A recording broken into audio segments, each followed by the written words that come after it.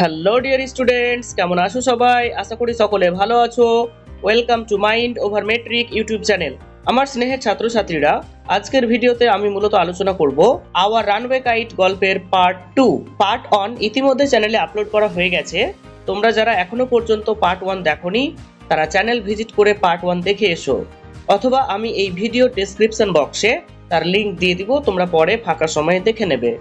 গল্পের যে লেখিকা লুসি মড মন্টেগোমেরি এবং গল্পের ব্যাকগ্রাউন্ড সম্পর্কে পার্ট 1 এ আলোচনা করা আছে, সেহেতু আমি এই ভিডিওটিকে দীর্ঘায়িত না করে সরাসরি আমরা টেক্সটটি পড়ার জন্য যাই। তোমরা অবশ্যই তোমাদের কাছে একটি টেক্সট বুক রাখবে এবং আমি যেখানে পড়ছি সেখানে লাইন বাই লাইন ফলো করার চেষ্টা করবে। তো চলো বেশি দেরি না করে ভিডিওটি শুরু করা যাক। It is always lovely on the big Half moon in summer. গ্রীষ্মকালে বিগ হাফ মুন দ্বীপটিকে দেখতে খুবই সুন্দর লাগে। হোয়েন ইট ইজ ফাইন, যখন এটি সুন্দর থাকে। The harbour is blue and calm, বন্দরটিকে তখন দেখতে নীল এবং শান্ত মনে হয়। With little wind and ripples, তখন হালকা মৃদু বাতাস বয় এবং ছোট ছোট ঢেউ দেখতে পাওয়া যায়। এভরি সামার, প্রত্যেক গ্রীষ্মে। উই হ্যাড সাম হবি, আমাদের বেশ কিছু শখ থাকে।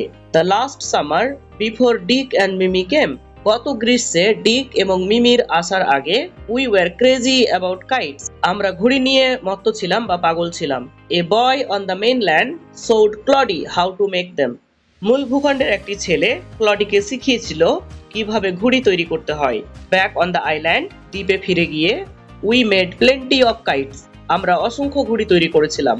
Claudie would go around to the other side of the island, Claudie দ্বীপের অপর প্রান্তে চলে যেত।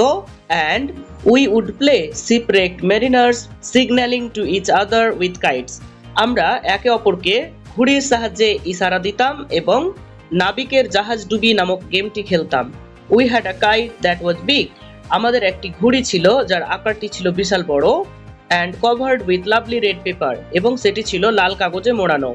We pasted gold tinsel stars all over it, আমরা তার পুরো অংশে সোনালী রঙের টিনসেল স্টারগুলো বসিয়েছিলাম। And had written our names full on it, এবং তার উপরে আমাদের পুরো নাম লিখে দিয়েছিলাম। Claudie Lit and Flippa Litt, big Half moon light house. তোমরা সকলেই জানো এই গল্পের যিনি ন্যারেটর সে আর কেউ নয়, Philippa Litt.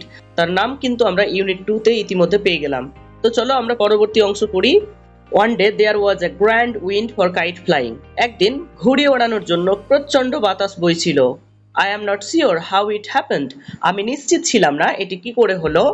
But as I was bringing the kite from the house, কিন্তু যখন আমি বাড়ি থেকে ঘুড়িটি নিয়ে আসছিলাম।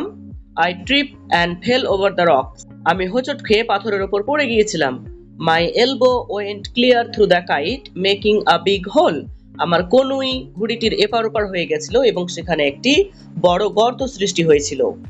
We had to Harry to fix the kite if we wanted to send it up before the wind fail, বাতাস কমে যাওয়ার আগে আমাদের ঘুড়ি ওড়ানোর জন্য খুবই তাড়াতাড়ি করতে হয়েছিল। We rushed into the lighthouse to get some paper, আমরা দৌড়ে সেই লাইট হাউসে গিয়েছিলাম কিছু কাগজ পাওয়ার জন্য। We knew there was no more red paper, আমরা জানতাম সেখানে কোনো লাল কাগজ ছিল না। We took the first thing that came handy, আমাদের হাতে প্রথম যে জিনিসটি এসেছিল আমরা তাই নিয়েছিলাম। An old letter lying on the bookcase in the sitting room, বসার ঘরে আলমারির ওপরে একটি পুরনো চিঠি রাখা ছিল। We patch the kite up with the letter, আমরা সেই ঘুড়িটিকে চিঠি দিয়ে মুড়িয়ে দিলাম। A sheet on each side and dried it by the fire, প্রত্যেক দিকে একটা করে অংশ লাগিয়ে দিলাম এবং সেটিকে আগুনে শুকিয়ে নিলাম। We started out and up went the kite like a bird, আমরা বাইরে বেরিয়ে পড়লাম এবং আমাদের ঘুড়িটি পাখির মতো উপরের দিকে উঠতে লাগলো। The wind was glorious and it soared, বাতাসটি ছিল দুর্দান্ত এবং এটি উপরের দিকে উঠতেই থাকলো। অল অ্যাট ওয়ান্স স্ন্যাপ, কিন্তু এক ঝটকায়।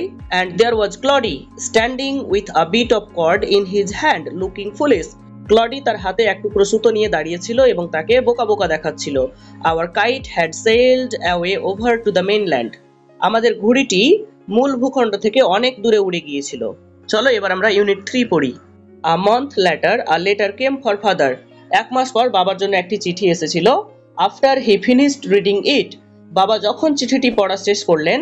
His eyes looked as if he had been crying, তার চোখ দেখে যেন মনে হচ্ছিল তিনি কাঁদছেন। Do you want to know what became of your kite, তোমরা কি জানতে চাও তোমাদের ঘুড়ির কি হয়েছিল? হি সেড, তিনি বললেন। Then he sat down beside us. তারপর তিনি আমাদের পাশে বসে পড়লেন and told us the whole story. এবং আমাদের সম্পূর্ণ গল্পটা শোনালেন। Father had a brother and a sister. বাবার একজন ভাই এবং একজন বোন ছিল। He had quarreled with his brother and left home. তিনি তার ভাইয়ের সঙ্গে ঝগড়া করেছিলেন এবং বাড়ি ছেড়ে চলে গিয়েছিলেন। Years afterward, কয়েক বছর পর, he felt sorry. তিনি নিজের ভুল বুঝতে পেরেছিলেন, দুঃখিত হয়েছিলেন। And when he went back, যখন তিনি বাড়ি ফিরে গিয়েছিলেন, he found his brother had died. তিনি দেখতে পেয়েছিলেন তার ভাই মারা গিয়েছে।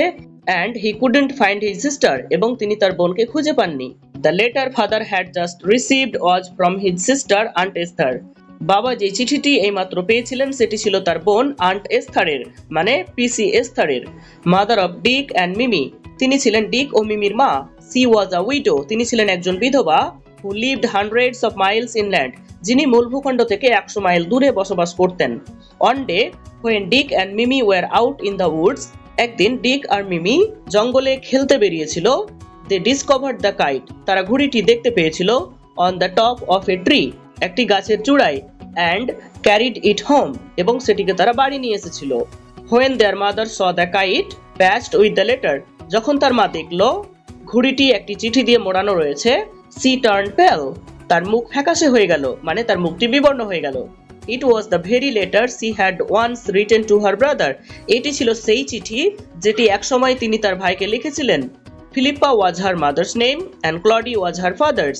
তোমাদের পার্ট 1 এর ভিডিওতে আমি ইতিমধ্যে বলে দিয়েছি, ফাদার বলে যে ক্যারেক্টার রয়েছে তিনি তার মা বাবাকে স্মরণে রাখার জন্য নিজের সন্তানদের নামও রেখেছিলেন ক্লডিলিট এবং Philippa Lit. She knew who we must be, তিনি জানতেন আমরা তার কে হই বা তাদের সঙ্গে আমাদের সম্পর্ক কি।